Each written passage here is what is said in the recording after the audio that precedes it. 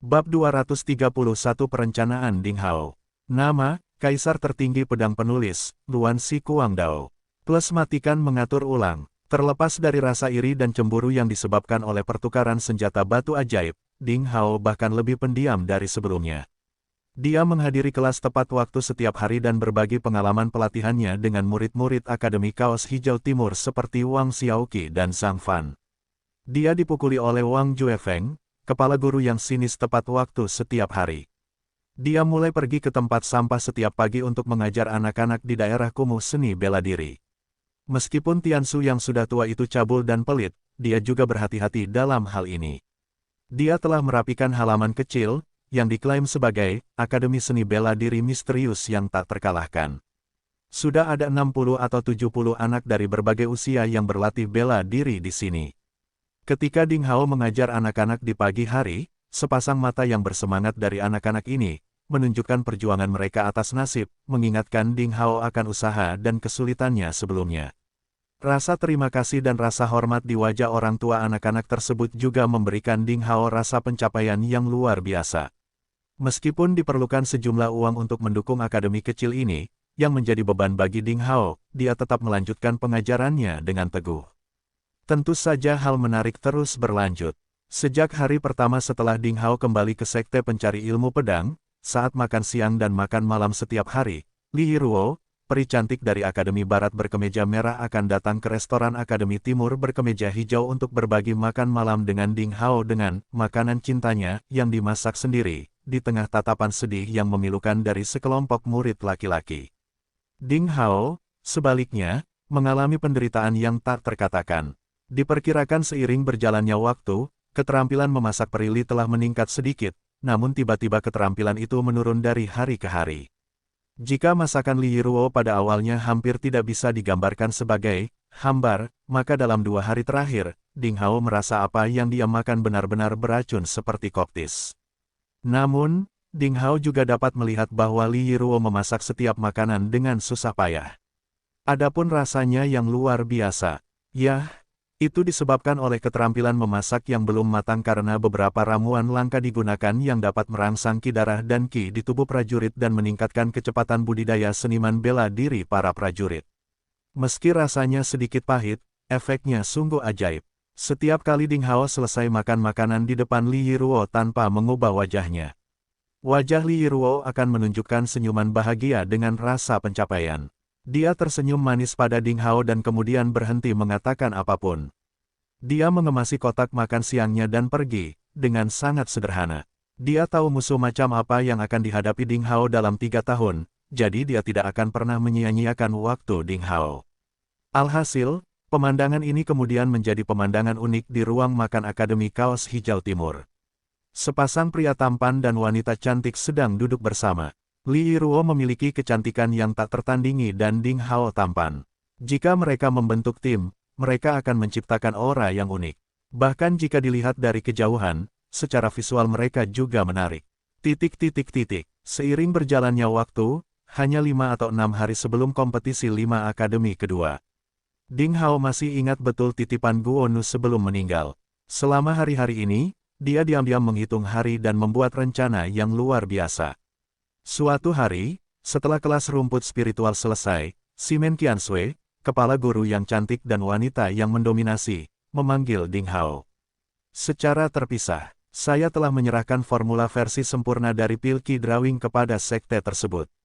Para tetua dari Balai Ramuan terkejut dan mencantumkan formula tersebut sebagai koleksi gudang senjata khusus sekte tersebut.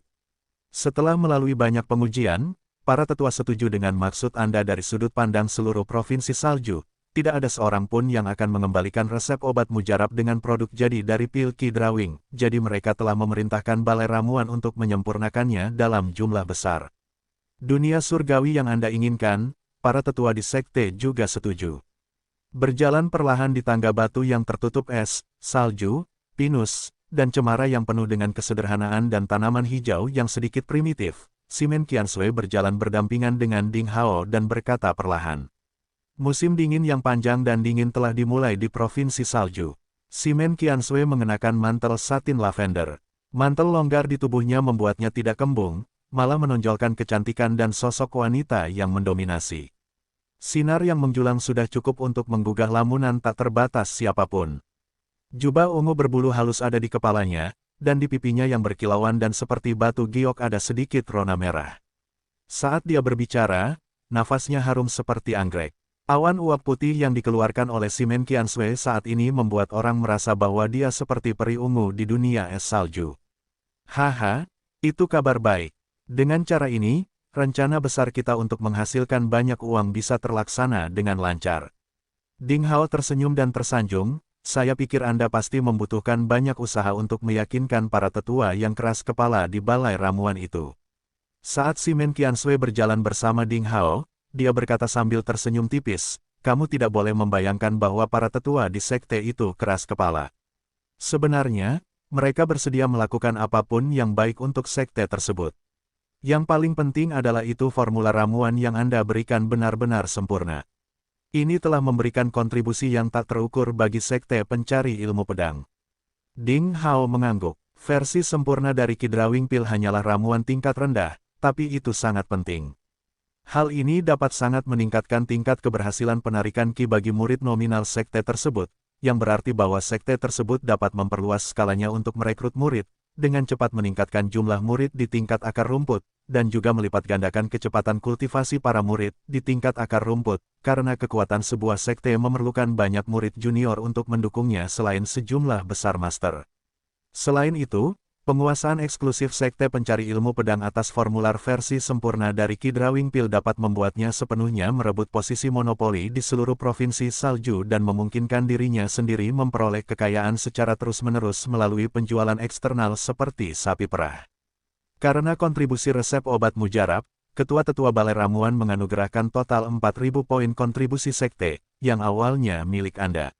Meskipun saya tidak dapat mentransfernya ke atas nama Anda, saya dapat membantu Anda bayarlah untuk itu jika kamu ingin menukarkan poin kontribusi dengan hadiah sekte di masa depan. Simen Qiansui dengan lembut mengembuskan uap putih, dan berkata pelan. Sama-sama, Guru Qiansui. Apakah hubungan kita masih begitu jelas? Kata Ding Hao sambil tersenyum bahagia. Kami tidak memiliki hubungan. Simen Qiansui semakin tersipu dan menggertakkan giginya ketika dia memikirkan sesuatu. Ding Hao tersenyum, melihat ke langit, mengganti topik dan berkata, ini masih pagi, mengapa kita tidak pergi ke dunia surgawi di pasar dulu dan melihat-lihat? Guru Simen, sebagai salah satu orang di belakang adegan bos di sana, kamu harus pergi memeriksanya. Aku tidak mau pergi. Simen Qiansui sedikit ragu-ragu. Dia tidak terlalu menyukai suasana pasar yang ramai dan bising. Ini pertama kalinya, dan kamu harus pergi dan melihat-lihat. Lebih baik beritahu orang-orang siapa bos mereka. Jika kamu tidak suka, Guru Qiansui, kamu bisa lebih sedikit pergi nanti. Ding Hao tersenyum, meraih lengan baju guru cantik itu, dan berjalan menuju pasar. Simen Qiansui merasa linglung, dengan enggan menggelengkan kepalanya, membiarkan Ding Hao menariknya dan dia tidak bisa menahannya untuk mengikutinya. Dunia surgawi. Ini adalah toko terbaru yang didirikan di pasar tahap ketiga dari sekte pencari ilmu pedang. Pendahulu dunia surgawi adalah Loteng Tianli yang dikendalikan oleh beberapa kelompok murid dalam seperti Duan Tianli, yang mengamuk. Itu adalah momok bagi seluruh pasar. Banyak orang yang marah tetapi tidak berani berbicara. Namun tak lama kemudian, Tianli Atik akhirnya mendapat masalah. Sebagai hasil dari membeli apa yang diperoleh murid nominal dalam persidangan, kelompok Duan Tianli melukai beberapa murid nominal di Akademi Timur yang mengenakan kaos hijau, yang membuat marah Ding Hao, seorang jenius yang sedang naik daun di antara murid nominal dari sekte pencari ilmu pedang. Mengandalkan dirinya dan pedangnya, Ding Hao menjungkir balikkan seluruh Loteng Tianli dan secara langsung mengalahkan serta menghancurkan kelompok yang merajalela dan sombong ini. Masalah ini pernah menjadi topik hangat yang disebarkan oleh banyak orang di seluruh pasar. Hampir semua orang bertepuk tangan atas runtuhnya Tianli Atik. Ketenaran Ding Hao melampaui semua murid nominal dari 5 akademi dan tersebar di area paling istimewa di pasar. Kekalahan Duan Tianli dan lainnya menyebabkan runtuhnya seluruh Loteng Tianli. Loteng Tianli menjadi kosong. Toko-toko di pasar sangat diminati. Di hari-hari biasa, meski harus menunggu beberapa dekade, kecil kemungkinannya akan ada toko yang kosong. Untuk sementara, Banyak pengusaha dengan naluri bisnis dan berbagai kekuatan ingin mengambil alih toko dengan lokasi geografis yang sempurna ini.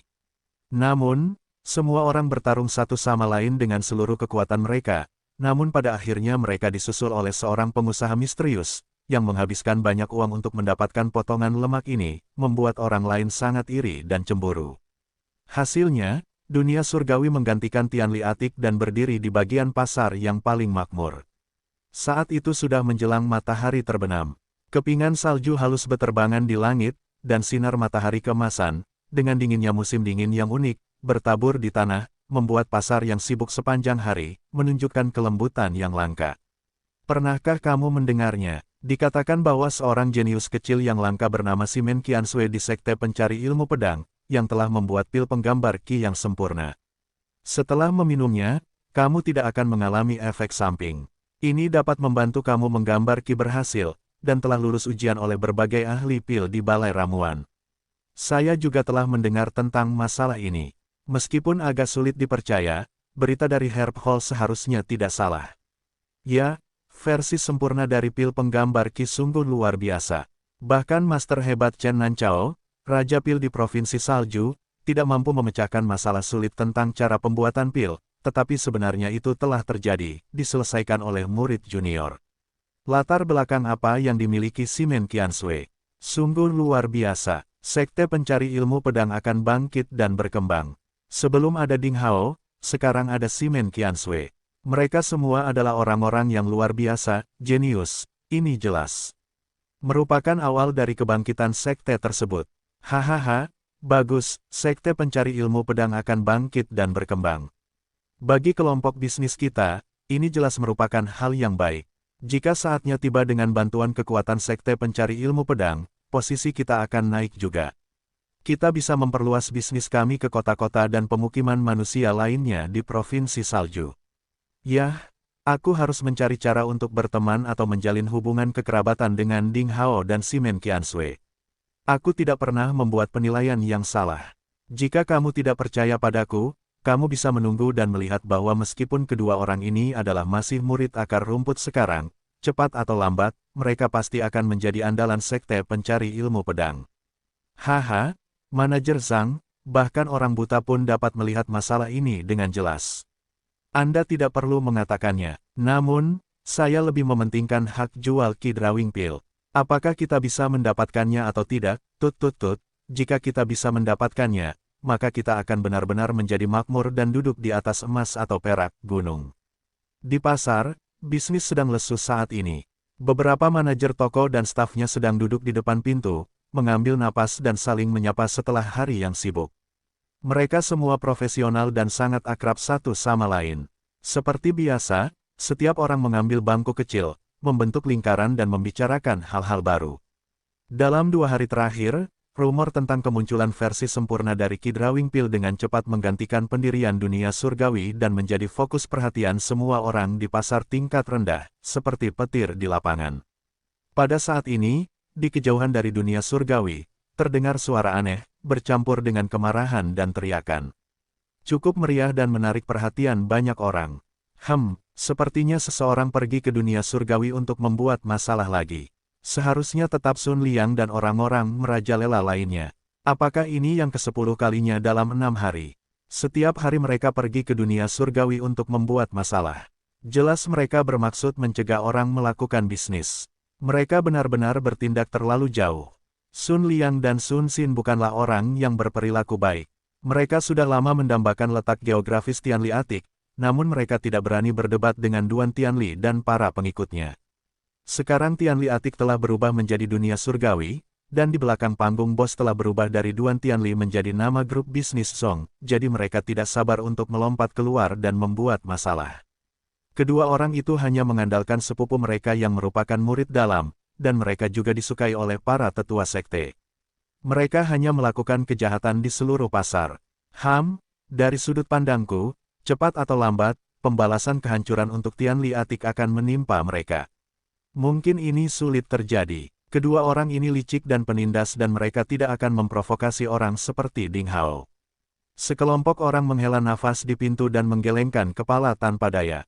Di pasar Sekte Pencari Ilmu Pedang, selain persaingan bisnis yang ketat, berbagai peraturan tersembunyi dan kontes kekuatan gelap cukup sering terjadi. Meskipun olah hukuman dari Sekte Pencari Ilmu Pedang juga telah menetapkan berbagai aturan, dan kelompok bisnis yang ditempatkan di sini juga cukup kuat, kelompok yang relatif lemah seringkali saling berdesak-desakan. Misalnya, dua bersaudara Sun Xin dan Sun Li yang awalnya hanyalah dua orang yang melakukan counter-jumper kecil di pasar. Kemudian, karena sepupu mereka Yu Longmen maju menjadi murid dalam dari Sekte Pencari Ilmu Pedang, dan mereka juga mendapat bantuan dari seorang tetua batin, maka mereka tiba-tiba membentuk grup bisnis mereka sendiri dan naik ke puncak. Dengan bantuan kekuatan sepupu mereka Yu Longmen, mereka melakukan banyak hal untuk mendominasi pasar, yang juga merupakan pengganggu besar di pasar. Saat mereka berbicara, mereka menggelengkan kepala tanpa daya, merasa kasihan pada bos dunia surgawi. Saat dia terjerat oleh dua pengganggu dan bajingan ini dan diharapkan dia harus tutup dan bangkrut dalam waktu dekat. Saat itu, sepasang pria dan wanita muda yang cerdas, seperti sepasang kekasih, membisikkan sesuatu dan berjalan perlahan berdampingan melalui jalanan di depan mata semua orang, sehingga pria tampan dan wanita cantik itu menarik perhatian banyak orang. Dalam sekejap pria itu baru berusia 14 atau 15 tahun, tinggi dan langsing, dengan rambut hitam seperti air terjun, bahu lebar dan pinggang sempit. Tampan seperti batu giok, ia mengenakan kemeja tipis berwarna hijau, dengan wajah anggun seperti mahkota batu giok dan alis berbentuk pedang. Sudut mulutnya dipenuhi senyuman tipis dan ramah. Dia memancarkan pesona kepercayaan diri yang meyakinkan tanpa disadari. Wanita itu mengenakan rok katun lavender dan mantel lavender, bergoyang dengan gerakan lincah seperti bunga musim dingin yang mekar sendirian di udara dingin.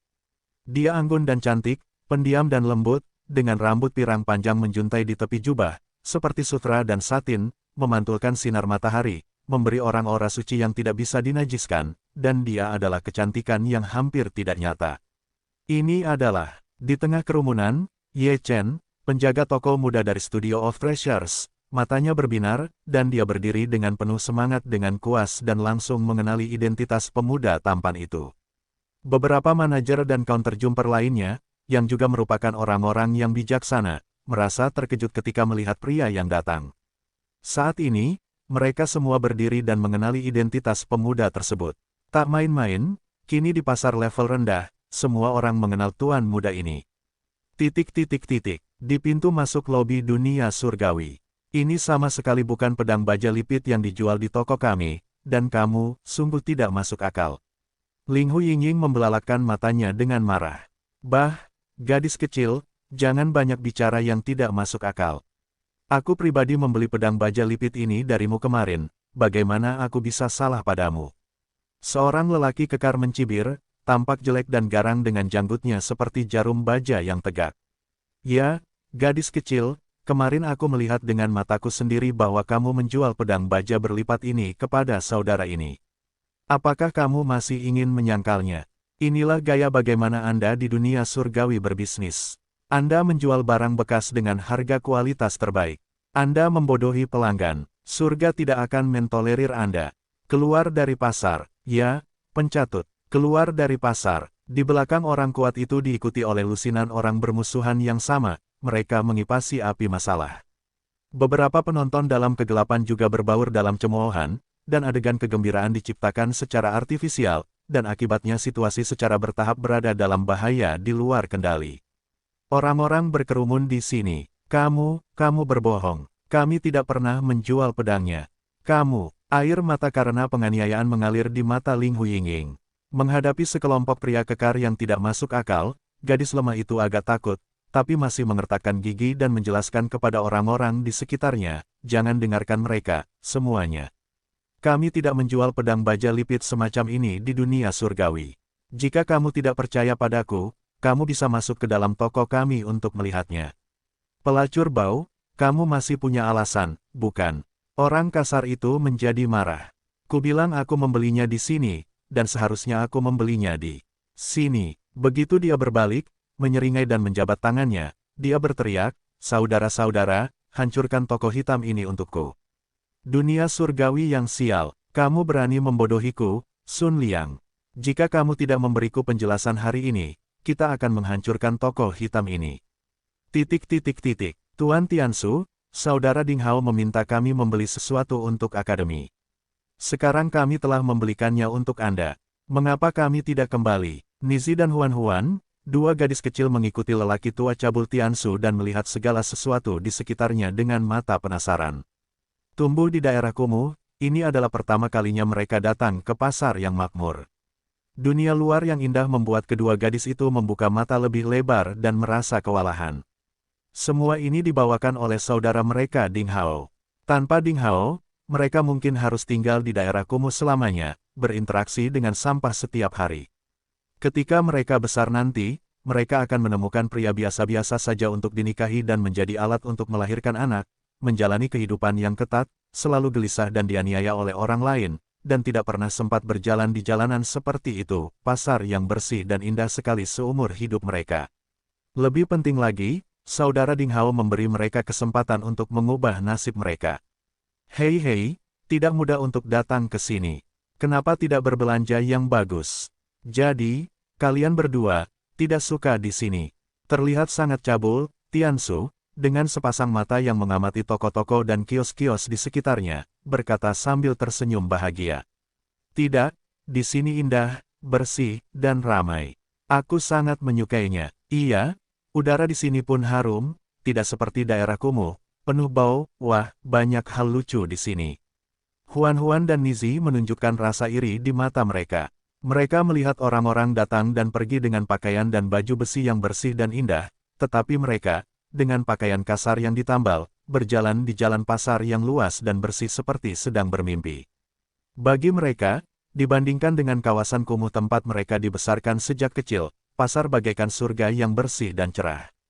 Karena ini sangat bagus, mengapa kamu begitu ingin kembali? Tidak ada yang tahu apa yang dipikirkan orang tua tidak senonoh Tiansu. Dia memimpin dua gadis kecil tanpa tergesa-gesa berjalan-jalan di antara toko dan kios, tampak tanpa tujuan, dan benar-benar menghabiskan waktu. Kembali berlatih seni bela diri. Kedua gadis kecil itu berbicara serempak, saudara Ding Hao berkata bahwa kita harus banyak menderita jika ingin sukses. Kita harus melakukan upaya puluhan ribu kali lebih banyak daripada orang lain dalam berkultivasi sehingga kita dapat mengubah asal-usul kita dan takdir. Kamu benar-benar dicuci otak oleh pemuda tampan Ding Hao. Kamu terlalu dicuci otaknya. Tiansu menggelengkan kepalanya dengan getir, kamu sangat memujanya dan menganggap setiap kata yang dia ucapkan sebagai keputusan ilahi, dan kamu hanya dicuci otak. Semua yang dikatakan saudara Ding Hao adalah demi kebaikan kita sendiri. Huan Huan dan Nizi sama-sama mengatakan hal yang sama. Di sela-sela kata-kata, mereka tidak menyembunyikan pemujaan fanatik di wajah mereka. Tiansu merasa tidak bisa berkata-kata. Baiklah, aku akan mengantarmu. Dengan ekspresi kamu telah menang, Tiansu mengertakkan gigi dan berkata, beli beberapa barang lagi dan kami akan kembali. Jangan khawatir, itu tidak akan menunda waktu latihanmu. Ada banyak keseruan di sana. Hahaha, akhirnya kita bisa bergabung. Ayo kita lihat. Wajah lelaki tua tidak senonoh itu tiba-tiba bersinar. Melihat kerumunan orang yang berkumpul di dunia surgawi, dia menarik kedua gadis kecil itu untuk mendekati kerumunan itu dengan cepat. Penjelasan persis apa yang ingin Anda dapatkan? Di pintu masuk lobi dunia surgawi. Ling Hu Yingying melihat situasinya memburuk dan semakin banyak orang dalam kegelapan datang ke sini. Orang-orang berkumpul dan suasana menjadi jengkel. Dia hanya bisa memilih untuk tenang dan menghapus air mata kesalahan di sudut matanya. Dia bertanya sambil mengertakkan gigi. Saat ini, gadis dengan penampilan lembut dan lemah membuat orang merasa kasihan padanya, tapi dia menunjukkan kepribadiannya yang keras. Di tengah air mata yang berkaca-kaca, dia tampak seperti rumput yang dengan teguh menegakkan tubuhnya di tengah badai. Penjelasan, pria kuat yang ganas, Sun Liang, menunjukkan sedikit kesuksesan di wajahnya. Dia menyentuh dagunya, memalingkan matanya dan tersenyum muram. Tidak apa-apa selama kamu bisa memberi kompensasi padaku atas hilangnya 500 kristal misterius, maka masalah ini selesai. 500 kristal misterius. Suasana yang awalnya berisik menjadi sunyi seketika karena perkataan Sun Liang.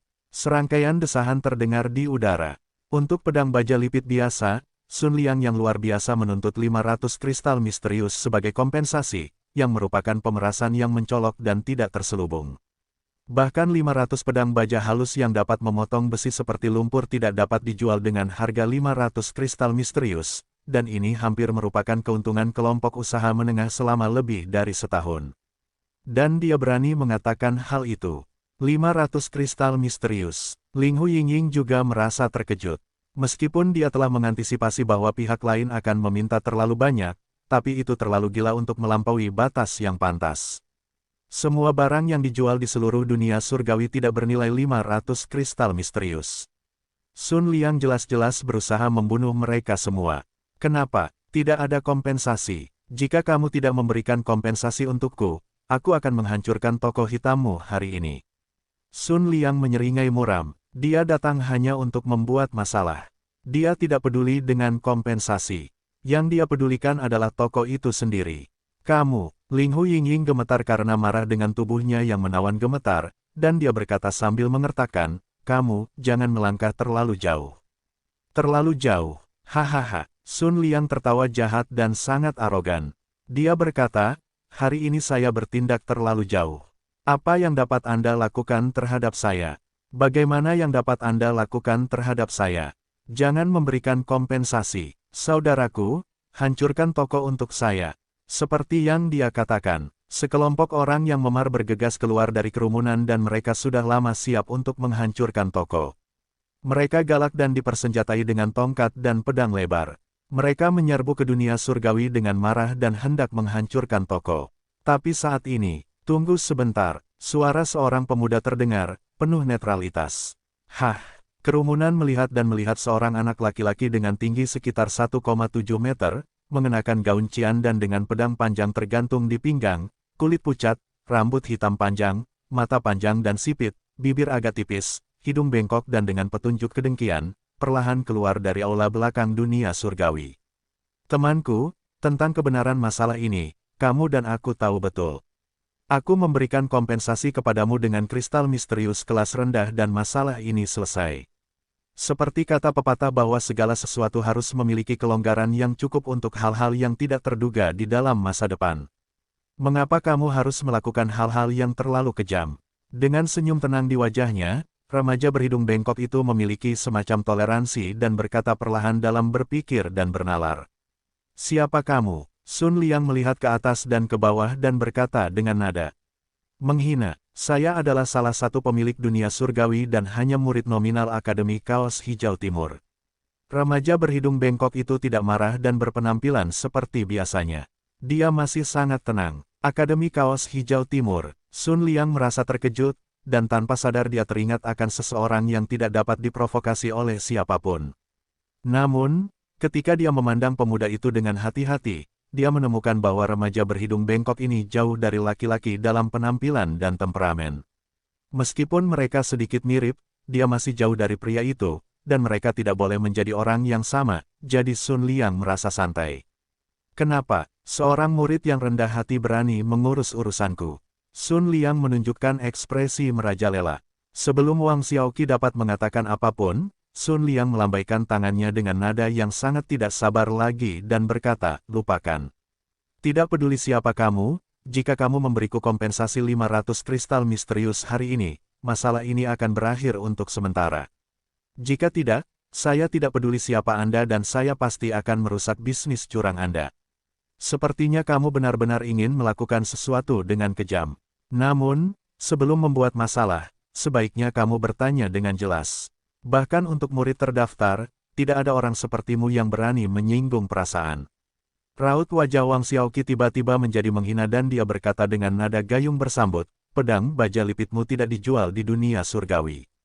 Jika kamu membuat masalah sekarang, kamu tidak akan mendapat kompensasi apapun. Menyadari nada suara remaja itu tiba-tiba menjadi sangat keras, Sun Liang merasa sedikit ragu. Namun, setelah dipikir-pikir, dia mengirim pengikutnya untuk mengumpulkan informasi tentang semua seluk-beluk dunia surgawi akhir-akhir ini, dan sama sekali tidak ada negara adidaya di belakangnya. Pemuda di depannya sudah menunggu lama untuk berani keluar, mungkin dia hanya menggertak di sini. Hei, bagaimana dia bisa takut? Hahaha, kubilang aku membelinya darimu, yaitu darimu. Sun Liang tersenyum muram dengan sikap mendominasi, jika Anda adalah karakter seperti Ding Hao, pedang pertama di Akademi Timur berkemeja hijau, saya tidak akan mengatakan apa-apa dan segera pergi. Hei, sayang sekali Anda tidak melakukannya. Oleh karena itu, saya menyarankan Anda untuk memberikan kompensasi kepada 500 batu kristal misterius dengan patuh, jika tidak, hei. Saya akan menggunakan tinju saya untuk bertukar pikiran dengan Anda. Ketika dia mengatakan ini, Sun Liang mengepalkan tinjunya dan dia kehilangan kesabaran. Wang Xiaoqi sangat senang, tapi dia tidak mengatakan yang sebenarnya. Dia mencibir, ini adalah pasar sekte pencari ilmu pedang. Bajingan dan bajingan lokal sepertimu berani bersikap sombong. Mereka benar-benar ceroboh. Aku tidak takut untuk mengatakan yang sebenarnya padamu, saya telah mengirim seseorang untuk bertanya kepada pendekar pedang penegak hukum dari tim penegak hukum. Saya khawatir mereka akan segera tiba. Untuk menjaga ketertiban di seluruh bagian sekte, terutama di pasar, Sekte Pencari Ilmu Pedang telah memilih beberapa murid luar dan dalam yang baik untuk membentuk tim penegakan hukum dengan sejumlah orang untuk menyelesaikan berbagai kontradiksi di antara para pedagang. Tim penegak hukum memiliki aturan ketat dan merupakan otoritas tertinggi di sini. Wang Xiaoqi berada di ruang dalam sejak awal. Alasan mengapa dia datang terlambat adalah karena dia melakukan bisnis ini. Dia berasal dari keluarga pedagang. Dia tahu bahwa tidak baik menghadapinya secara langsung saat dia bertemu dengan pengganggu atau bajingan dengan kekuatan tertentu seperti Sun Liang. Itu adalah cara favorit Wang Xiaoqi untuk memecahkan masalah otaknya. Mendengar kata-kata seperti itu, Ling Hu Yingying dan beberapa penjual dunia surgawi lainnya akhirnya menghela nafas lega. Jika tim penegak hukum datang, apakah keadilan harus ditegakkan? Tanpa diduga, ketika Sun Liang mendengar ini, dia tidak memiliki rasa takut sedikitpun. Sebaliknya, dia mengangkat wajahnya dan tertawa terbahak-bahak. Ia berkata dengan berani, hahaha, tim penegak hukum. Haha, bagus, saya juga berharap tim penegak hukum segera datang. Suara itu masih terdengar di udara. Terjadi keributan di kerumunan sekitar. Semua penonton tampak ketakutan dan otomatis berjalan. Selusin pria muda yang mengenakan seragam baju besi ringan lux standar dan pedang merah standar yang digantung di pinggang datang tanpa ekspresi, dengan sikap dingin, dalam, dan jauh yang mencekik. Dipimpin oleh seorang pemuda jangkung, kurus, berwajah segitiga, gelap seperti besi, tanpa ekspresi, dengan lapisan es di wajahnya, dia melihat sekeliling dengan penuh hormat dan berteriak dengan dingin, "Ada apa? Mengapa kamu tidak berbisnis benar? Beraninya kamu mengumpulkan orang di sini untuk membuat masalah. Apakah kamu ingin mengadili kematian?" Pria ini bernama Zhou Zihao, salah satu dari 10 pemimpin tim penegak hukum. Dengan wajah hitam dan hati yang dingin, dia memiliki reputasi menggunakan taktik kejam di pasar. Kapten Zhou, Wang Xiaoqi menghela napas lega dan bergegas dengan wajah tersenyum. Dia menjelaskan apa yang terjadi secara detail pada Zhou Zihao. Pada akhirnya, dia menambahkan, semua yang saya katakan adalah benar. Tolong bersikap adil terhadap dunia surgawi. Kami telah sepenuhnya dirugikan. Setelah memahami apa yang dikatakan Wang Xiaoqi dengan wajah dingin, Zhou Zihao tetap tenang. Dengan mata tajam, dia menatap Sun Liang. Itu benar-benar kata-kata yang sepihak. Sun Liang mencibir pada Wang Xiaoqi dan mendatangi Zhou Zihao. Dia mengubah wajahnya dan tampak marah. Dia membela diri, Kapten Zhou, kakakku membeli pedang baja berlipit kemarin seharga 100 tael perak di dunia surgawi. Saat kami pergi berburu di hutan belantara, dia bertarung dengan binatang buas, dan pedang baja berlipit itu tiba-tiba patah. Kakakku tertangkap lengah dan terluka parah di tempat. Belakangan, kami menemukan bahwa pedang ini terbuat dari besi tua dan tidak dapat digunakan. Jelas bahwa toko tersebut menipu pelanggan. Sangat disayangkan jika tidak menganggap serius nyawa para prajurit. Kapten Zhou, pencatut seperti itu tidak boleh ditoleransi untuk merusak reputasi sekte pencari ilmu pedang dan harus dihukum berat. Kedua belah pihak mempunyai pendapat berbeda. Zhou Zihao tidak berekspresi dan tidak terlihat apa yang dia pikirkan. Dia meminta beberapa orang untuk membawa pedang baja yang hampir patah itu. Setelah mengamati dengan cermat, dia menjentikkan jarinya ke pedang. Dengan suara gemerincing, pedang itu pecah menjadi 2 bagian dan jatuh ke tanah. Melihat hal ini, ketua tim penegak hukum langsung menjadi marah dan berkata, itu memang pedang berkualitas buruk. Menjijikkan, prajurit kita telah melewati api dan air, mereka memburu setan dan membela perdamaian dunia, suku manusia. Sekarang beberapa pencatut dengan ceroboh mengabaikan nyawa para pejuang dan membuat senjata berkualitas rendah yang sangat rentan. Mereka harus dihukum dengan meretas. Apa yang dia katakan adalah jujur dan tegas. Tapi Wang Xiaoqi mengubah wajahnya. Dia mengenali maksud Zhou Zihao. Yang dimaksud Zhou Zihao secara samar adalah dia sepertinya setuju dengan Su Liang, seorang pengganggu dan bajingan.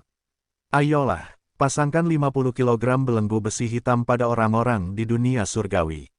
Mereka telah melakukan perbuatan salah dalam berbisnis. Mereka telah menjual pedang berkualitas rendah untuk menyakiti para pejuang. Kirim mereka ke aula luar untuk ditahan. Dan interogasi dengan penyiksaan. Hal semacam ini tidak boleh ditoleransi. Zhou Zihao melambaikan tangannya dan membuat penilaian yang sangat bias terhadap Sun Liang dan timnya. Kapten Zhou, kamu. Wang Xiaoqi marah dan cemas, dan dia merasa sangat kecewa.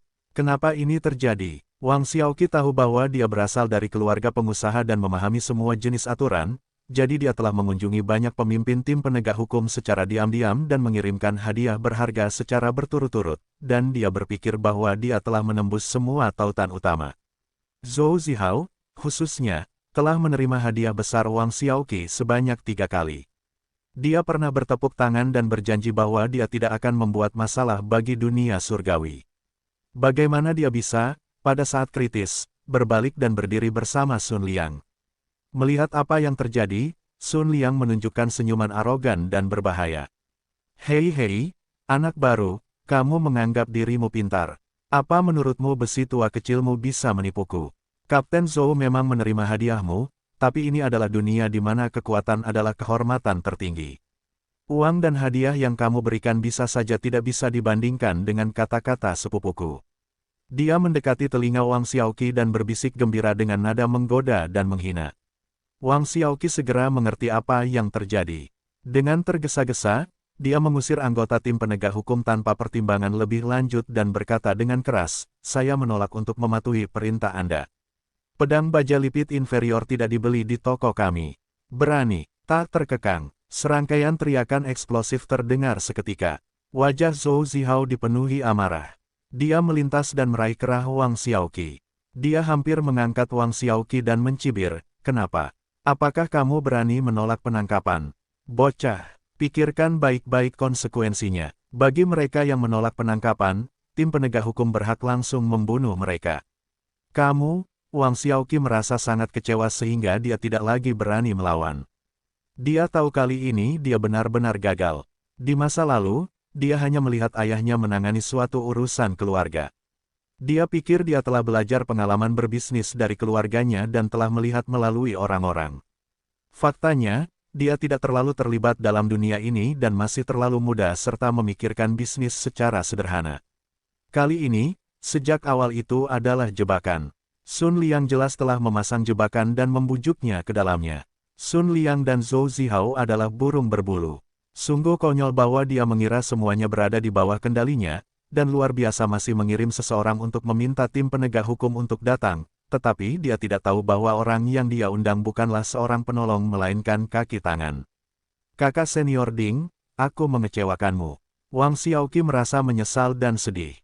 Pada awalnya dia bersemangat dan Ding Hao memiliki harapan yang tinggi terhadap dunia surgawi. Saat memikirkan hal ini, Wang Xiaoqi agak frustrasi. Tujuan awalnya adalah menjadikan dunia surgawi sebagai sapi perah dan mendapatkan uang untuk budidaya Ding Hao. Tiba-tiba, tanpa diduga dia telah mengacaukan semuanya. Dua petugas tim penegak hukum datang dan memasang belenggu besi hitam pada Wang Xiaoqi dan orang lain di dunia surgawi dengan kasar dan kasar. Rantai besinya berdenting, membuat selusin counterjumper dan pelayan termasuk Ling Hu Yingying menjadi pucat karena ketakutan dan menggigil. Semuanya menjadi tawanan. Hahaha. "Kapten Zhou, kamu memang memiliki mata yang bijaksana dan kamu dapat mengetahui siapa yang benar dan siapa yang salah dalam sekejap. Kamu melakukan hal yang benar.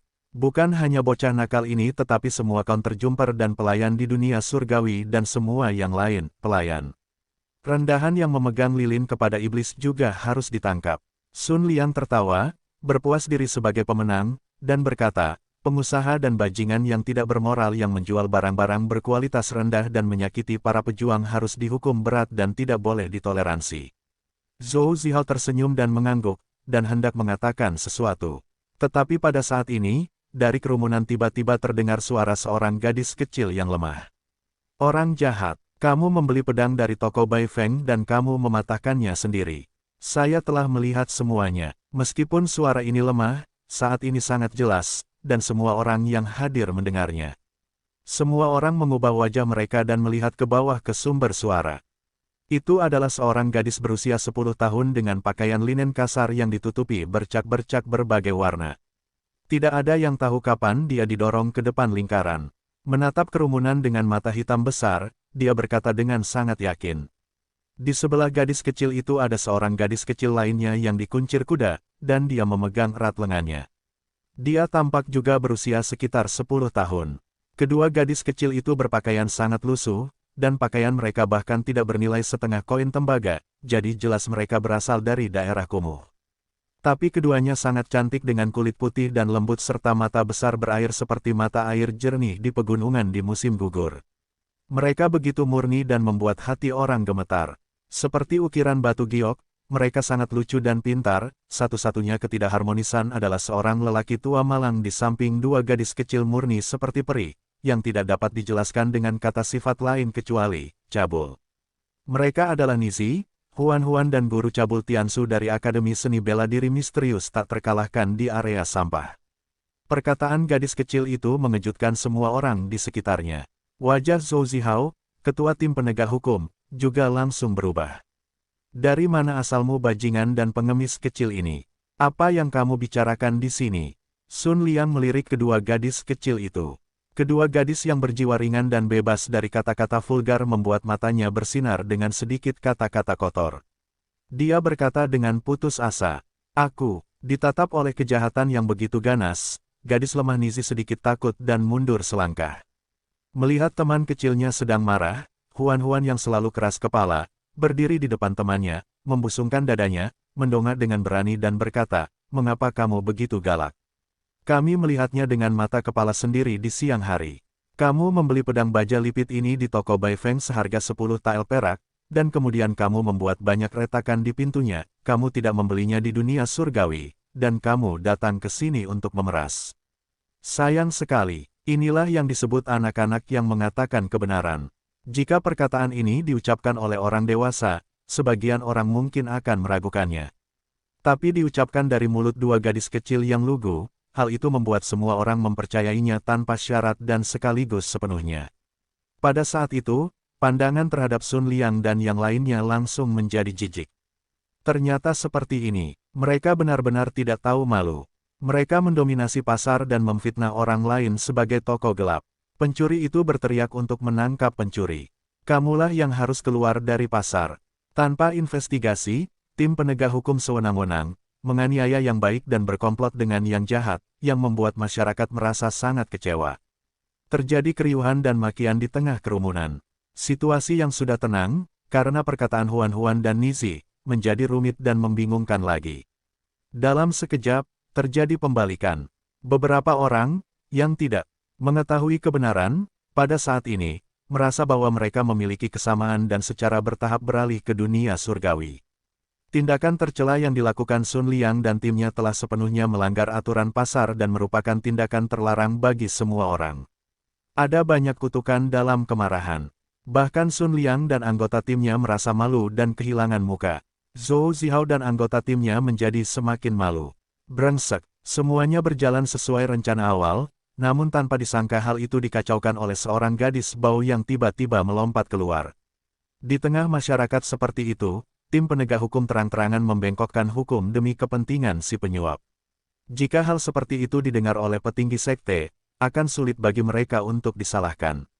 Zhou Zihao mengerutkan kening dan mengedipkan mata pada Sun Liang. Orang jahat itu langsung menjadi marah karena malu. Dia tidak bisa menahan amarahnya sehingga dia mendorong ke arah kedua gadis kecil itu selangkah demi selangkah, sambil menyeringai muram, "Siapa penghasut bajingan berpangkat rendah dari daerah kumuh? Luar biasa kamu berani datang ke sini untuk membuat omong kosong. Katakan padaku, apakah kamu menerima manfaat dari dunia surgawi?" Kedua gadis kecil itu ketakutan pucat karena sikap si penindas yang mengesankan, tetapi mereka tetap tidak mengubah kata-kata mereka. "Yo, Tuan, Tenanglah, tenanglah. Anak-anak tidak berakal sehat, dan lidah mereka kendur. Saya bersaksi, kami belum pernah ke toko Bai Feng sama sekali, dan kami belum pernah melihat Anda menghancurkan baja berlipit ini, pedang dengan palu. Orang tua Malang Tiansu berdiri dengan panik, membungkuk dan menyeringai, lalu dengan marah menegur gadis kecil di sampingnya, berkata, minta maaf kepada pria ini, dan kamu belum melihat apapun. Tidak, Nizi secara lahiriah mengalah tetapi dalam hati teguh. Sambil memegang tangan kecilnya, dia berkata, Saudara Hao berkata bahwa kita tidak boleh menyerah pada kejahatan. Kita benar-benar melihat bahwa dia menghancurkan pedang baja berlipit itu. Ya, pria inilah yang menghancurkan pedangnya. Penjahat hitam, kenapa masih begitu galak? Huan juga berkata dengan marah, saya bisa bersaksi. Saya tidak bisa mengecewakan Saudara Hao. Keberanian kedua gadis kecil itu membuat banyak orang di sekitarnya tersipu malu. Faktanya, pada perkembangan ini, semua orang sudah mengetahui kebenaran masalah tersebut. Beberapa di antaranya seperti Nizi dan Huan. Orang dewasa yang telah melihat konspirasi Sun Liang sebelumnya tidak berani berdiri dan mengatakan sepatah kata pun untuk dunia surgawi. Jika dibandingkan dengan dua gadis kecil di depan mereka, mereka hanya merasa malu. Beberapa orang diam-diam merasa terkejut siapa orang yang disebut Saudara Hao itu dan dia membuat kedua gadis kecil itu dari vulgar sangat memujanya. Sial, dua pelacur kecil, kamu tidak tahu kerumitannya. Di usia muda, kamu sangat licik. Ketika kamu besar nanti, kamu akan bertindak terlalu jauh. Hei, hari ini aku melumpuhkanmu. Mari kita lihat apakah kamu Saudara Hao akan muncul atau tidak. Wah, seperti yang dikatakan Sun Liang, dia menamparkan kedua gadis kecil itu dengan kejam. Jelas dia menamparkan dengan sekuat tenaga seperti angin kencang. Sekalipun itu batu, ia akan terkoyak. Jika tamparan itu benar-benar menimpa dua gadis kecil yang berair seperti batu giok, mereka akan terbunuh dalam sekejap. Sun Liang sebenarnya berniat membunuh dua gadis kecil. Ada seruan yang tak terbendung di antara kerumunan. Toh kedua gadis cilik itu masih muda, diselimuti angin kencang, sehingga pucat pasi bahkan lupa menghindari tamparan. Berdiri di samping mereka, lelaki tua Malang Tiansu juga tampak ketakutan, hanya berdiri di situ. Tidak ada yang melihat bahwa di dalam lengan, bajunya yang compang camping, telapak tangannya yang kurus sedikit terangkat, dia bermaksud melakukan sesuatu, tetapi tak lama kemudian, dia sepertinya telah menemukan sesuatu, dan perlahan dia menjatuhkan tangannya. Saat berikutnya, berhenti. Sebuah celaan yang dingin dan halus. Semua merasa pusing saat ini. Pada saat kritis ini, sosok hantu ungu muncul di depan kedua gadis kecil itu, pergelangan tangan dan jarinya seperti batu giok. Dia mengulurkan kelima jarinya, dan memukul dengan ringan. Dengan kemeja ungu, seketika telapak tangannya dan tangan Sun Liang saling bertabrakan. Bang! Suara teredam, angin kencang bertiup kemana-mana. Dengan teriakan yang menyedihkan, Sun Liang seperti disambar petir, dia mundur dengan cepat dengan satu tangan terkulai lemas dan dia tidak bisa mengangkatnya. Di hadapannya, seorang gadis cantik berdiri tegak dengan anggun. Lenganku patah, Sun Liang sambil memegangi lengan kanannya berteriak dengan sedih. Wajahnya pucat karena kesakitan, yang sepertinya diolesi lapisan bubuk emas. Dia melolong seperti babi yang disembelih. Siapa, beraninya kamu menyerang orang sebelum aku? Zhou Zihao, ketua tim penegak hukum mengubah wajahnya. Dia melintas dan sampai pada sosok cantik, anggun dan ungu yang tiba-tiba muncul di hadapannya. Dengan momentum yang luar biasa, ia memerintahkan bawahannya untuk menangkap sosok ungu itu. Suasana tiba-tiba menjadi tegang. Lebih dari selusin petugas penegak hukum juga menghunus pedang merah mereka dan mengepung sosok ungu dari semua sisi. Mereka melepaskan ki mereka masing-masing dan suasana tiba-tiba menjadi tegang dan sengit, dan dunia surgawi menjadi medan perang. Semua penonton di sekitar merasa takut dan mereka mundur. Tapi, Kapten Zhou, kekuatan resmi yang luar biasa. Sosok cantik yang lembut dan anggun itu sangat tenang, mengabaikan pendekar pedang penegak hukum yang datang mendekatinya dengan ganas seperti serigala. Dia sedikit mengernyit dan berkata dengan ringan, Zhou. Zihao merasa samar-samar dia familiar dengan suara itu, dan tiba-tiba dia merasa terkejut. Ketika dia melihat orang itu dengan hati-hati lagi, kilatan petir melintas di benaknya. Hawa dingin yang membekukan mengalir dari tulang ekor ke tengkorak, dan seketika dia merasakan masuk ke dalam gua es. Kakak senior bela diri si Simen, aku. Zhou Zihao tergagap dan tidak dapat berbicara dengan jelas. Di hadapannya wanita yang bersih dan anggun seperti teratai putih yang halus dan harum ini tidak mengkritiknya, namun kerutan dan kata-kata yang ringan sudah cukup untuk membuatnya bergidik ketakutan sebagai pemimpin pendekar pedang penegak hukum. Karena dia telah mengenali wanita itu. Simen Qiansui, jenius yang paling cemerlang dalam jalan pil di kalangan generasi muda di Sekte Pencari Ilmu Pedang. Dia adalah favorit banyak tetua di sekte sebagai salah satu kandidat calon kepala balai ramuan.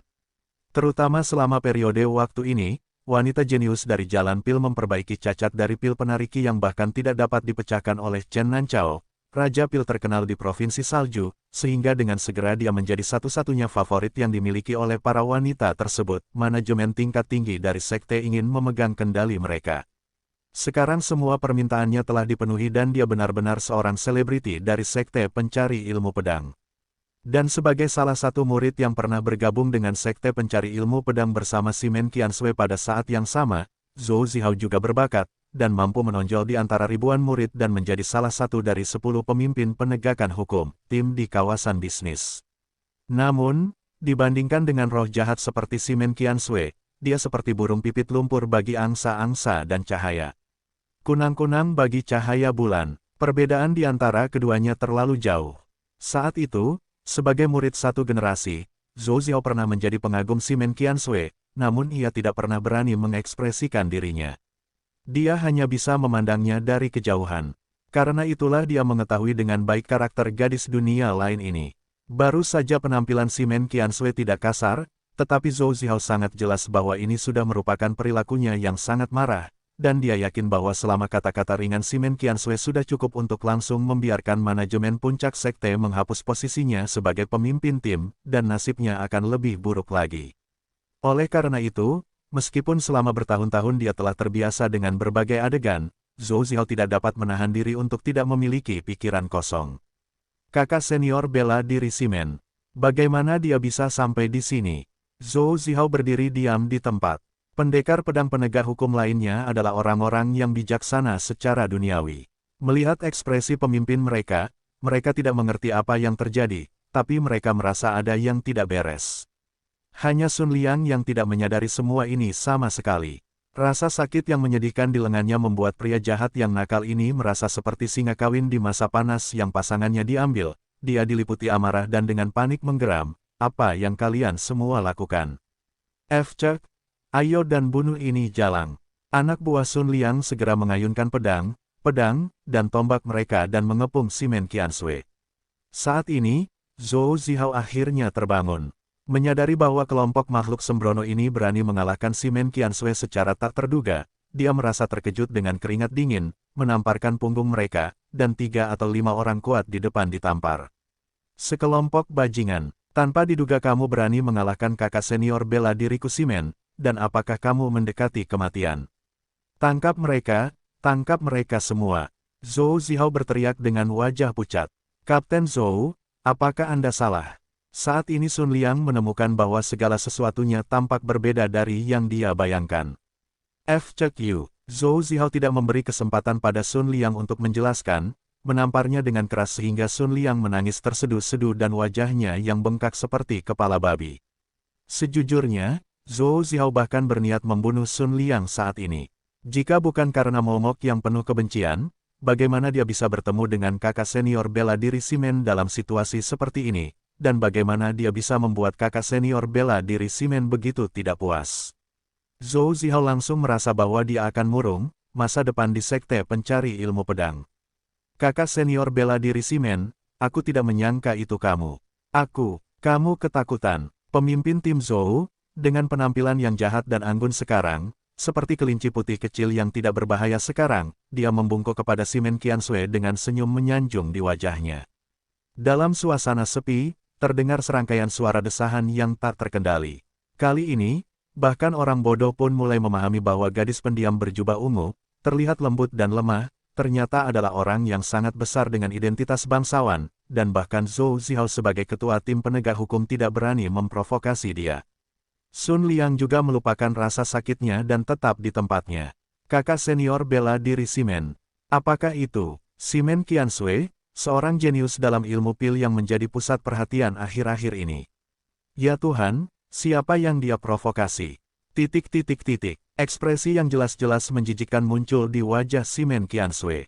Dia hanya secara pasif dibawa oleh Ding Hao untuk melihat-lihat dunia surgawi, tetapi tanpa diduga hal seperti itu terjadi padanya. Terlepas dari sebab dan akibat dari kejadian tersebut, di saat-saat terakhir saja, kelakuan buruk Sun Liang yang berniat membunuh dua gadis muda yang diukir dalam bubuk dan dipoles dengan batu giok tanpa kekuatan untuk melawan, sudah cukup untuk membuat kecantikan sedingin es, yang juga seorang wanita yang mendominasi memiliki kemarahan yang belum pernah terjadi sebelumnya di luar kendali. Itu sebabnya dia membagikannya di hadapan Ding Hao. Sedangkan untuk pendekar pedang penegak hukum yang memanggil Simen Qiansui Martial Senior Sister Simen, Simen Qiansui tidak memiliki kesan sama sekali. Mungkin mereka berada di akademi yang sama ketika dia menjadi murid terdaftar, tapi ini tidak penting sama sekali. Simen Qiansui tidak ingin memiliki saudara muda bela diri seperti itu.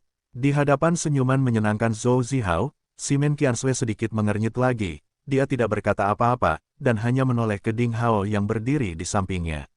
Saat ini, Ding Hao tenang dan tenteram. Tapi Simen Qiansui tidak tahu mengapa dia merasakan hawa dingin yang mengerikan diam-diam menyebar di tubuh pemuda tampan ini dengan semacam keheningan yang menyesakkan sebelum badai mendekat. Zhou Zihao, pada saat ini, juga akhirnya memperhatikan pemuda tampan seanggun batu giok. Tapi dia sudah ketakutan, sangat cemas, dan tidak terlalu memperhatikannya. Oleh karena itu, reaksi pertamanya adalah salah mengira bahwa ini adalah pengedar narkoba Simen Qiansui atau orang lain, jadi dia tidak menganggapnya penting. Kakak senior Hao, Huan dan Nizi juga mengenali Ding Hao saat ini. Sambil tersenyum, mereka bergegas mendekati Ding Hao dan memegang lengan Ding Hao di kedua sisi. Mata beberapa orang langsung terfokus pada Ding Hao. Ternyata pemuda berjiwa kepahlawanan ini adalah kakak senior Hao yang dipanggil oleh dua gadis kecil. Dari pakaiannya, dia seharusnya menjadi murid terdaftar. Beberapa orang yang berpengetahuan luas secara bertahap mengenali siapa remaja ini. Mereka langsung tersentak dan bersukacita atas kemalangan Sun Liang. Sun Liang dan rekan-rekan pengganggunya akhirnya berhasil mengalahkan lempengan besi tersebut. Kakak senior Hao, mengapa kamu ada di sini? Dua gadis kecil dengan kepribadian yang sangat berbeda, seperti semua teman mereka dari Akademi Seni Bela Diri Misterius tak terkalahkan, lebih suka memanggil Ding Hao, kakak senior Hao, daripada Tuan Ding. Ding Hao menunduk dan tersenyum. Dia dengan sayang menyentuh kepala kedua gadis kecil itu. Aku baru saja melihatnya. Kamu sangat berani. Kedua gadis kecil itu sangat bangga hingga mereka dipuji oleh kakak senior Hao, yang membuat mereka hampir terbang ke awan. Setelah jeda, Ding Hao menatap Wang Xiaoqi, yang dibelenggu dalam belenggu yang berat, dan bertanya dengan tenang, apa yang terjadi? Masalahnya adalah, teman-teman ini sedikit cemburu, dan mereka menemukan bahwa bisnis kita bagus, mereka iri, jadi mereka datang secara khusus untuk mencoba kekuatan dunia surgawi kita. Wang Xiaoqi, yang semuanya terbelenggu selesai, tampak santai. Dia mengucapkan kata, kita, dengan sangat jelas. Dia ingin memberitahu semua orang bahwa, dunia surgawi, adalah milik Ding Hao, dan kemudian dia mengatakan dengan tepat apa yang baru saja terjadi. Hingga kini Wang Xiaoqi akhirnya tenang, ia merasa rileks sepenuhnya. Dia bahkan sedikit bersemangat. Dengan Simen, kepala guru dan kakak senior Ding sebelum aku, mari kita lihat siapa yang berani membuat masalah di dunia surgawi hari ini. Pikir Wang Xiaoqi. Setelah mendengar ini, Ding Hao tidak menjadi marah.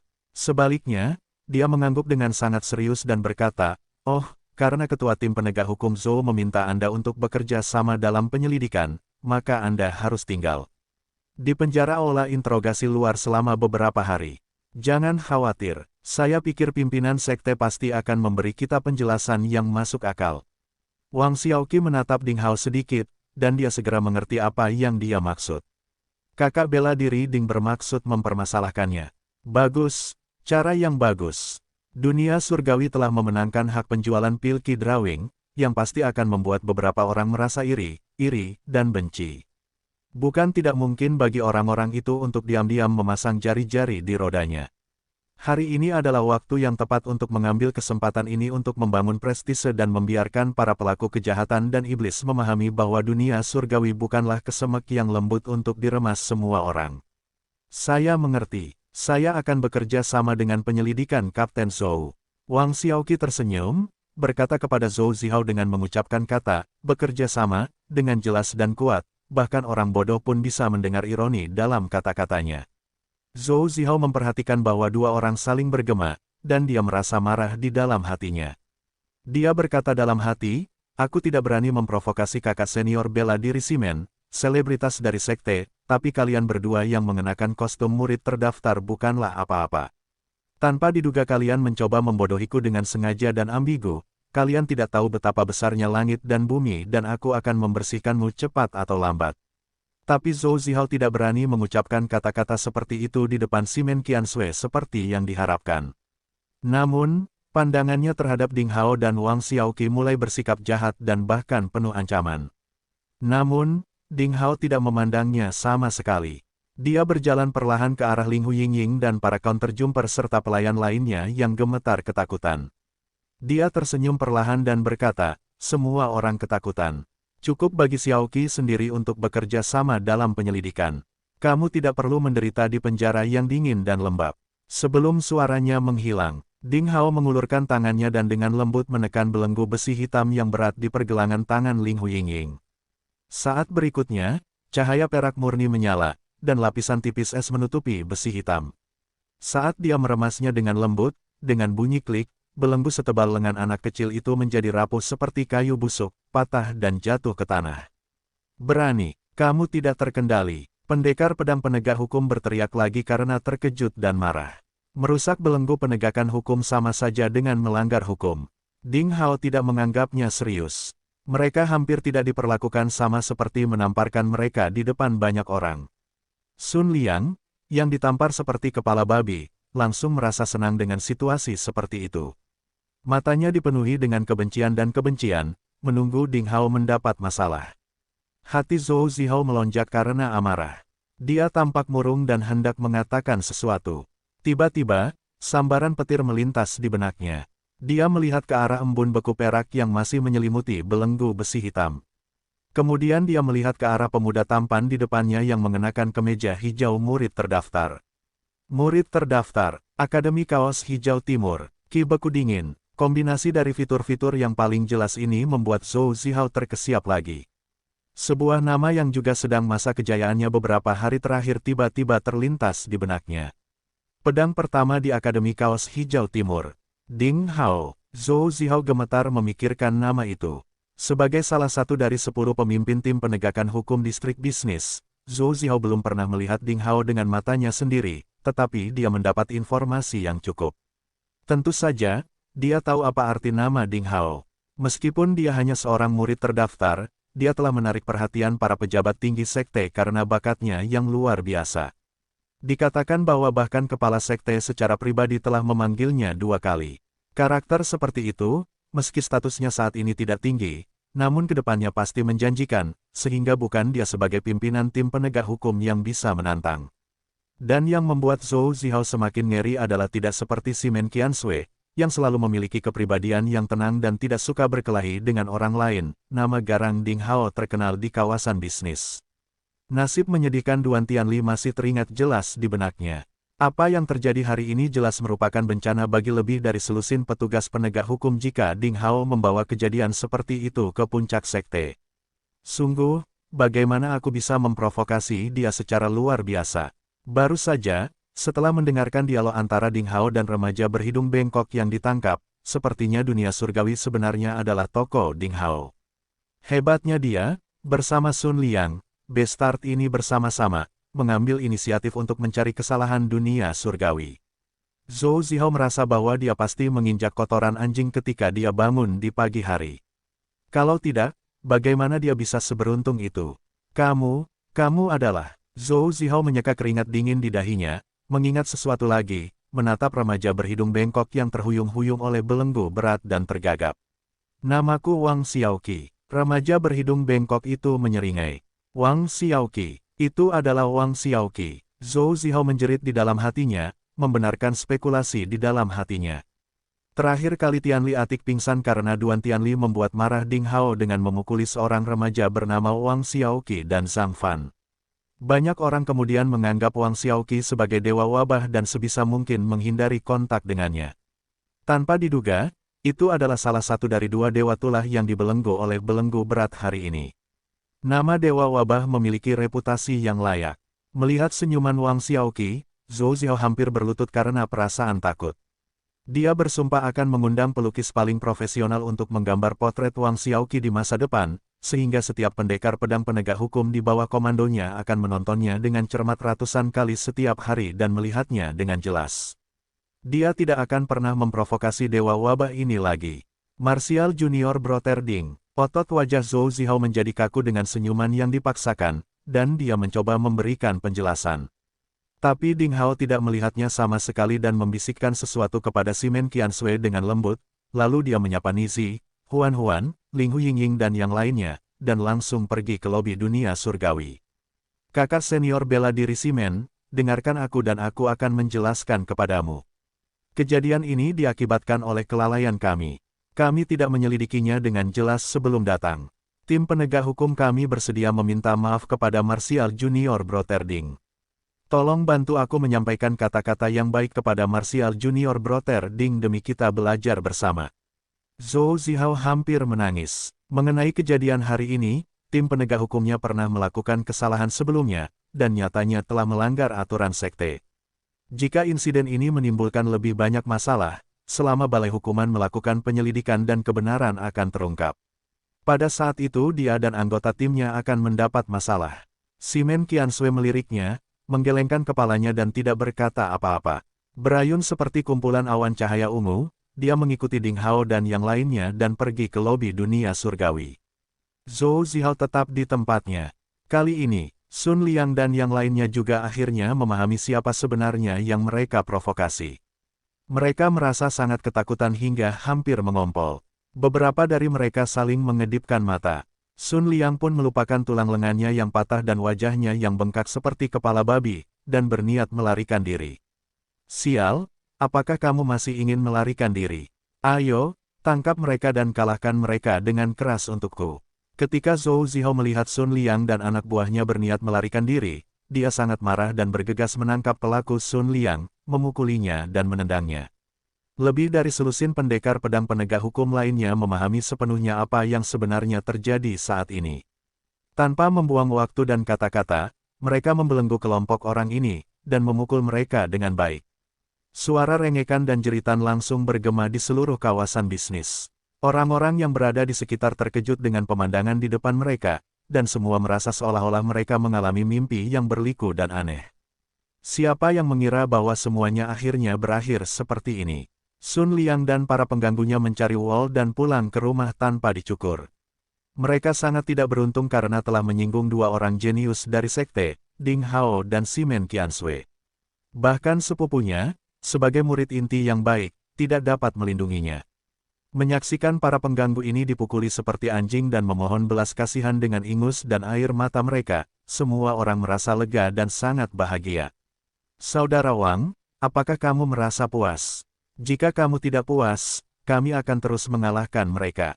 Zhou Zihao tidak berani menindaklanjuti dan pergi ke dunia surgawi untuk mencari Ding Hao dan Simen Qiansui. Dia hanya bisa menaruh harapannya pada Wang Xiaoqi, yang masih berada di luar. Ah, saya puas. Wang Xiaoqi mengguncang belenggu di lengannya sambil mengaum, dan berkata dengan heran. Saya tidak mengerti kata-kata Kapten Zhou. Saya hanyalah murid kecil yang terdaftar. Bahkan jika mereka dibunuh, itu tidak ada hubungannya dengan saya. Bagaimana saya bisa mengatakan apakah saya puas atau tidak? Ya, saya tahu. Zhou Zihao mengangguk, berbalik untuk melambaikan tangannya kepada anak buahnya dan berkata, kalahkan. Bajingan ini mendominasi pasar, saya, Zhou Zihao, sudah lama berpikir untuk membersihkannya. Hari ini adalah kesempatan yang tepat untuk membersihkan diri. Pendekar pedang penegak hukum segera menendang dan meninju Sun Liang dan anak buahnya hingga mereka menangis dengan sedihnya. Mereka hanya membenci alasan orang tua mereka melahirkan mereka. Pendekar pedang penegak hukum ini juga membenci Sun Liang dan anak buahnya yang sangat picik ketika mereka menimbulkan masalah. Mereka pantas dikalahkan, dan sialnya mereka terlibat dalam insiden tersebut. Nah, karena Sun Liang dan anak buahnya, Kapten Zhou dan anggota timnya telah menyinggung orang-orang yang seharusnya tidak mereka sakiti. Jika insiden tersebut menimbulkan lebih banyak masalah, Kapten Zhou akan terjatuh pada hari jahat dan anggota timnya harus melepaskan seragamnya. Karena mereka berpikir bahwa mereka telah berhasil mendapatkan posisi sebagai pendekar pedang penegak hukum, mereka hanya selangkah lagi untuk mencapai kesuksesan, sehingga kemarahan pada pendekar pedang penegak hukum sulit untuk ditekan, dan mereka memukuli Sun Liang dan anak buahnya lebih keras. Dalam waktu kurang dari beberapa saat, Sun Liang dan anak buahnya dipukuli hingga berlumuran darah dan mereka pingsan hingga meninggal. Zhou Zihao berkata sambil tersenyum paksa, "Saudara muda Wang, apakah kamu nyaman sekarang? Jika tidak, saya akan terus memukuli mereka." Wang Xiaoqi memandang Sun Liang dan yang lainnya yang tergeletak di tanah seperti anjing mati. Lalu ke Zhou Zihao dengan senyum menyanjung di wajahnya, dan menggelengkan kepalanya. "Lupakan saja, jika bajingan ini benar-benar dibunuh, itu akan menimbulkan banyak masalah. Saya tidak ingin terlalu mempermalukan Kapten Zhou." Mendengar kata-kata Wang Xiaoqi, Zhou Zihao dan pendekar pedang penegak hukumnya segera menghela nafas lega. "Yah, bagus sekali. Aku khawatir kamu tidak akan membelinya. Karena kamu membiarkannya pergi, itu berarti sudah setengah jadi," pikir Zhou Zihao. Senyuman Zhou Zihao di wajahnya seperti bunga krisan yang sedang mekar, dan dia membungkuk dengan sopan, "Saudara muda Wang, kamu baik hati. Jika aku jadi kamu, aku akan membunuh binatang buas ini hari ini." "Hei, saudara muda bela diri Wang, aku punya mata tapi gagal melihat sehingga saya telah menyinggung saudara muda bela diri Ding, Anda harus membantu saya. Jika kita tahu bahwa dunia surgawi adalah milik saudara muda bela diri Ding dan kakak senior bela diri Simen, kejadian seperti itu tidak akan terjadi sekarang." Wang Xiaoqi menatap wajah tersenyum di depannya dan merasa jijik, tapi dia tidak menunjukkan perasaannya yang dalam. Ada pepatah yang mengatakan bahwa seseorang lebih suka memprovokasi pria sejati daripada penjahat. Orang seperti Zhou Zihao, meskipun tidak bisa diandalkan, bagaimanapun juga, adalah salah satu pemimpin tim penegak hukum di kawasan bisnis tingkat rendah ini. Jika dia benar-benar menyinggung perasaan jahat ini, dia akan seperti seekor binatang buas yang terpojok melakukan sesuatu yang nekat dan juga akan membuat pendekar pedang penegak hukum lainnya merasa dekat satu sama lain, yang tidak kondusif bagi perkembangan dunia surgawi. Mendirikan dunia surgawi, Wang Xiaoqi, selain mengembangkan bisnis keluarganya di sekte pencari ilmu pedang, juga ingin mencapai tujuan terbesarnya dalam membantu Ding Hao. Dia tahu bahwa Ding Hao lahir di daerah kumuh dan bisa dikatakan miskin. Bahkan sebagai seorang pejuang berbakat, dia tidak dapat tumbuh tanpa bantuan uang dan harta. Wang Xiaoqi berharap dunia surgawi akan menjadi fondasi paling kokoh bagi perkembangan Ding Hao dan memberikan dukungan finansial berkelanjutan untuknya. Bagi Wang Xiaoqi, hubungan dengan Ding Hao lebih penting daripada urusan keluarganya. Dia sangat jelas bahwa begitu Ding Hao benar-benar tumbuh dan naik ke manajemen tingkat tinggi di sekte pencari ilmu pedang, itu akan menjadi bantuan yang tak tertandingi bagi dia dan bisnis keluarganya.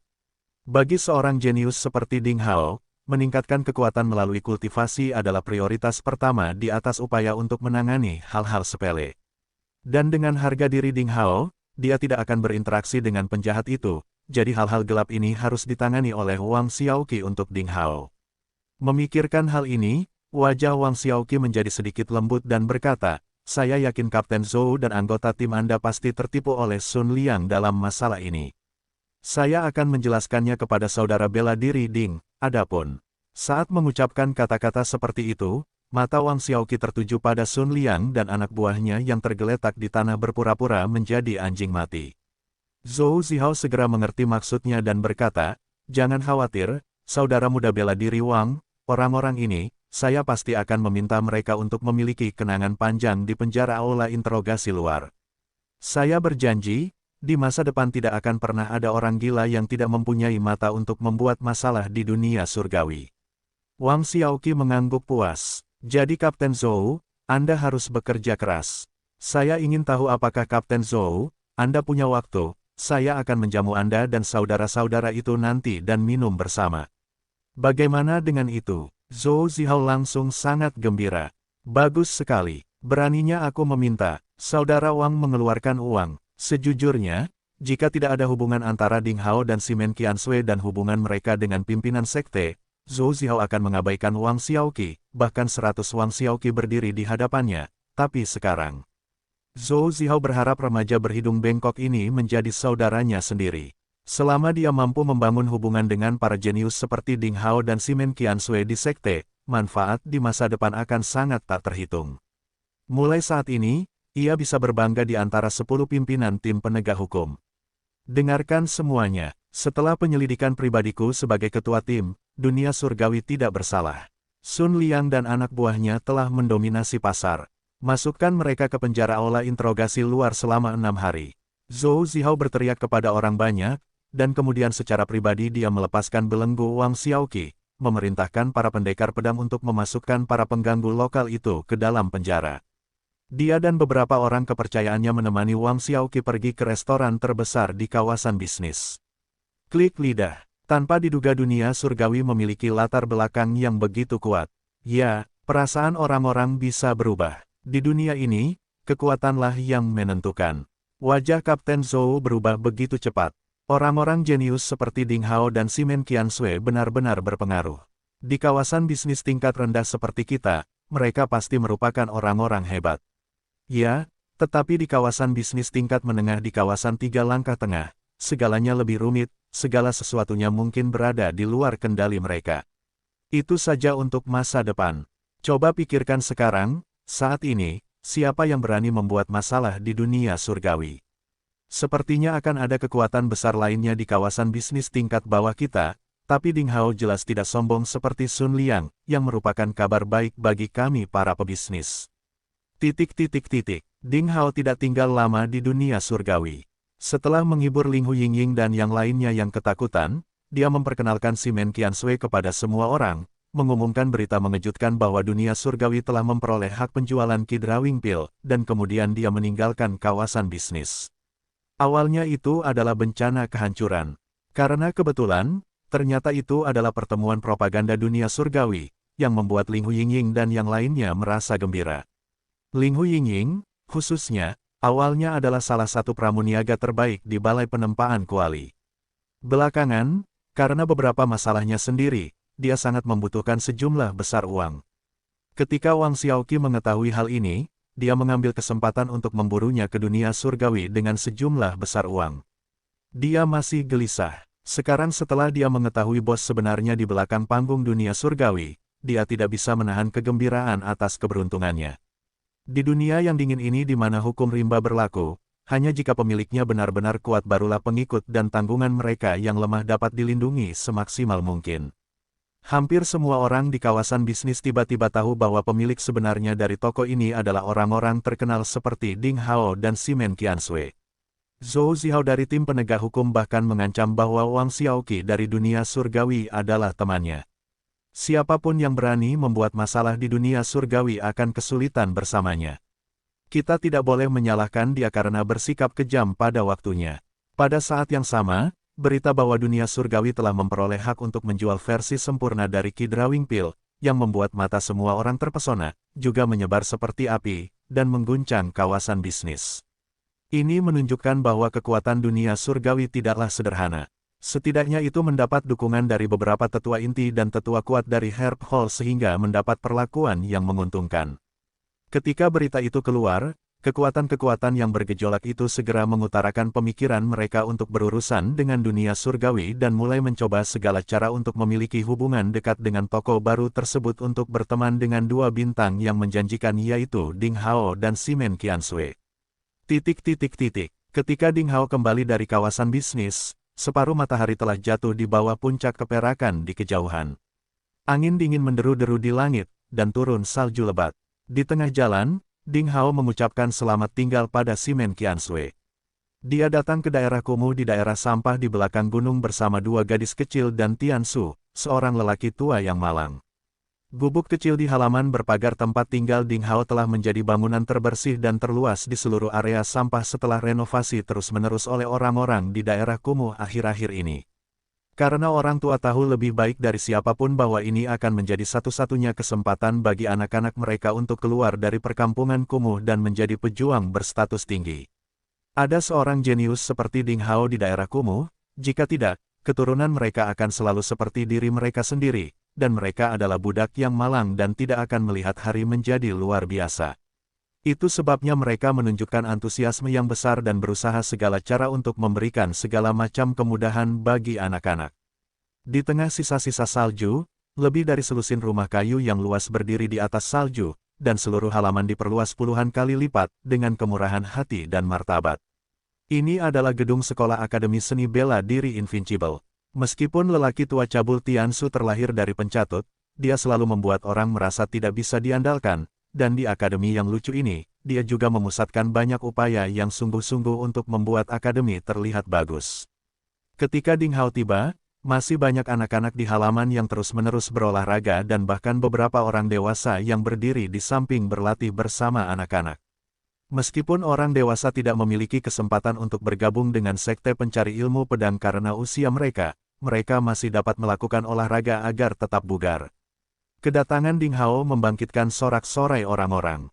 Di daerah kumuh ini, prestise Ding Hao melampaui imajinasi. Baik orang dewasa maupun anak-anak menganggapnya sebagai penyelamat. Zhao Xingcheng, yang pernah berkonflik dengan Ding Hao, lulus ujian sekte tersebut terakhir kali dan menjadi murid terdaftar dari sekte pencari ilmu pedang. Mungkin terinspirasi oleh perilaku Ding Hao, dia juga menjadi salah satu guru di Akademi Seni Bela Diri tak terkalahkan. Ia juga meluangkan waktu setiap hari untuk mengajar budidaya anak-anak. Mantan pengganggu di daerah kumuh ini kini telah menjadi remaja yang disegani. Saudara senior bela diri Ding. Zhao Xingcheng menyapa Ding Hao sambil tersenyum. Ding Hao menjawab sambil tersenyum, kamu telah melakukan kerja keras. Zhao Xingcheng buru-buru memberi isyarat dengan tangannya dan berkata, saya harus melakukan semua hal ini. Saya juga berharap anak-anak kita di daerah miskin dapat mengubah nasib mereka melalui kerja keras dan menjadi pejuang sejati. Dibandingkan dengan apa yang dilakukan kakak senior Ding, apa yang saya lakukan tidak lebih dari setetes air dalam ember. Terlebih lagi, saya menikmati waktu sibuk sekarang. Setiap kali saya memikirkan hal-hal bodoh yang saya lakukan sebelumnya, saya merasa malu. Dia mengatakan yang sebenarnya.